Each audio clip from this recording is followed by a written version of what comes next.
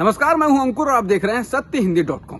सत्य हिंदी की Android app download करने के लिए इस वीडियो के डिस्क्रिप्शन में जाइए, वहां पर आपको एक लिंक मिलेगा, वहां से आप ऐप डाउनलोड कर सकते हैं। अब एक नजर डाल लेते हैं अब तक की खबरों पर। अमेरिकी राष्ट्रपति ट्रंप का ट्विटर अकाउंट हमेशा के लिए निलंबित कर दिया गया है। ट्विटर का कहना है कि ऐसा हिंसा को बढ़ावा देने की आशंका को देखते हुए किया गया है। ट्विटर ने अपने बयान में कहा कि राष्ट्रपति ट्रंप के हाल के ट्वीट्स की गहनता से समीक्षा की गई। ट्विटर के मुताबिक ट्रंप के ट्वीट के संदर्भों को भी देखा गया और उसके बाद इस अकाउंट को हमेशा के लिए निलंबित करने का फैसला किया गया। इससे पहले ट्रंप के अकाउंट को ट्विटर ने 12 घंटों के लिए लॉक किया था। तब ट्विटर ने कहा था कि अगर इस प्लेटफॉर्म के नियमों को तोड़ा गया तो ट्रंप को हमेशा के लिए बैन कर दिया जाएगा। ट्विटर के एक्शन के बाद टीम ट्रंप नाम के एक ट्विटर हैंडल की ओर से किए गए ट्वीट में कहा गया है कि ट्रंप और उनके समर्थक शांत नहीं बैठेंगे। इस हैंडल के जरिए ट्रंप ने ट्विटर की इस कार्रवाई पर कहा, मुझे लग रहा था कि ऐसा होगा। हम कुछ अन्य साइट्स के साथ बात कर रहे हैं और जल्द ही बड़ा ऐलान करेंगे। हम भविष्य में अपना खुद का प्लेटफॉर्म बनाने को लेकर भी विचार कर रहे हैं। ट्रंप ने आगे कहा कि वो शांत नहीं बैठेंगे। उन्होंने कहा कि ट्विटर अभिव्यक्ति की आज़ादी वाला प्लेटफॉर्म नहीं है, वह कट्टर वामपंथी लोगों का प्लेटफॉर्म है, जहां दुनिया के सबसे चालाक लोगों को बोलने की आज़ादी है। ट्विटर द्वारा ट्रंप के अकाउंट को बैन किए जाने के बाद बीजेपी नेता तेजस्वी सूर्या ने प्रतिक्रिया दी है। उनका कहना है कि यह उन सभी को जागरूक हो जाने के लिए एक संकेत है जो अभी तक इन अनियंत्रित बड़ी तकनीकी कंपनियों द्वारा हमारे लोकतंत्रों के खतरे को नहीं समझते हैं। सूर्या ने ट्विटर के पोस्ट में केंद्रीय इलेक्ट्रॉनिक्स और आईटी मंत्रालय को टैग करते हुए लिखा है, यदि आज वे ट्रंप के साथ ऐसा करते हैं तो वे किसी के लिए भी ऐसा कर सकते हैं। बीजेपी नेता ने कहा कि अभिव्यक्ति की स्वतंत्रता पवित्र है, इसको ऐसे ही निजी बड़ी तकनीकी कंपनियों द्वारा बिना जवाबदेही के पूरी तरह से बंद नहीं किया जा सकता है।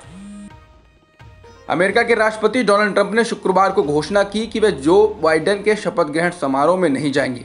20 जनवरी को अमेरिका के नए राष्ट्रपति बाइडेन का शपथ ग्रहण समारोह है। बाइडेन ने ट्रंप के इस कदम का स्वागत करते हुए कहा, यह अच्छी बात है। बाइडेन ने संवाददाताओं को बताया, यहां आने के दौरान मुझे रास्ते में बताया गया कि ट्रंप ने संकेत दिए हैं कि वह शपथ ग्रहण में नहीं आएंगे। बाइडेन ने कहा, बहुत ही कम चीजें हैं जिस पर वो और मैं कभी सहमत हूं।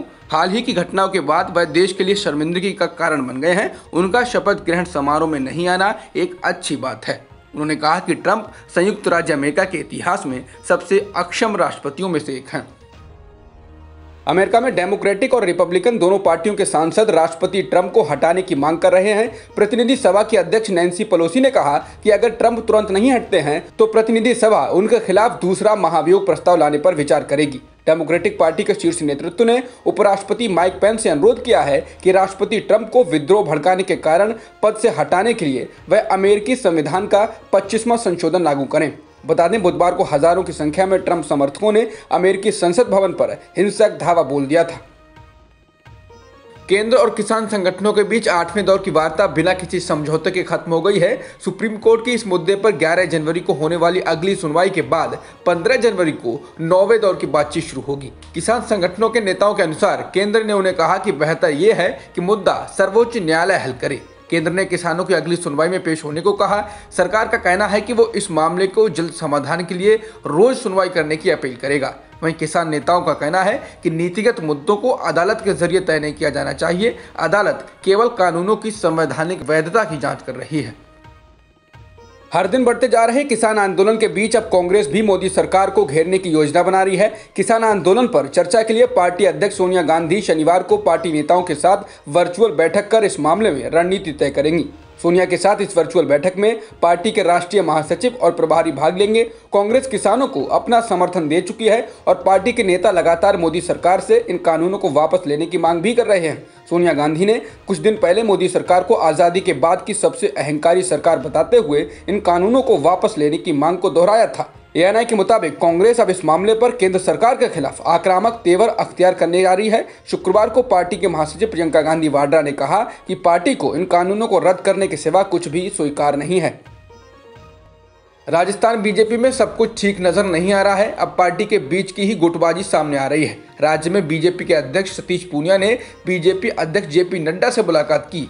बाद में सोशल मीडिया पर प्रदेश कार्यकारिणी और जिला कार्यकारिणी की सूचियां वायरल होने लगी। इस मामले में सतीश पूनिया ने बताया कि पार्टी में ऐसी कोई परंपरा नहीं रही है कि समर्थक अपनी टीम घोषित कर दें।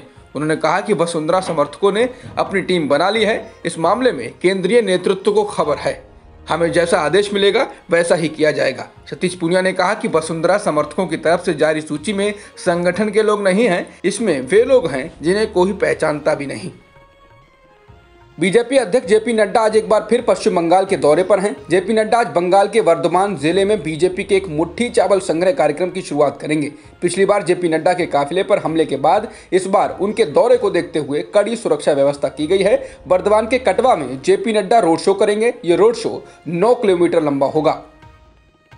महाराष्ट्र में भंडारा जिले के जिला अस्पताल में आग लगने से 10 नवजातों की मौत हो गई है। 7 बच्चों को सुरक्षित निकाला जा चुका है। भंडारा मुंबई से 900 किलोमीटर दूर है। बताया जा रहा है कि नवजातों की मृत्यु बिल्डिंग में धुआं भर जाने की वजह से दम घुटने से हुई है। मुंबई मिरर के मुताबिक जब स्टाफ ने यूनिट का दरवाजा खोला तो अंदर बहुत धुआं भरा था। उसके बाद अस्पताल के वरिष्ठ अधिकारियों को घटना की खबर दी गई।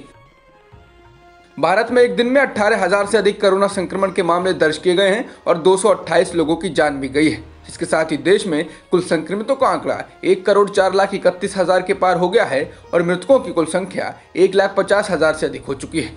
फिलहाल एक्टिव मामले 2,24,000 से अधिक हैं।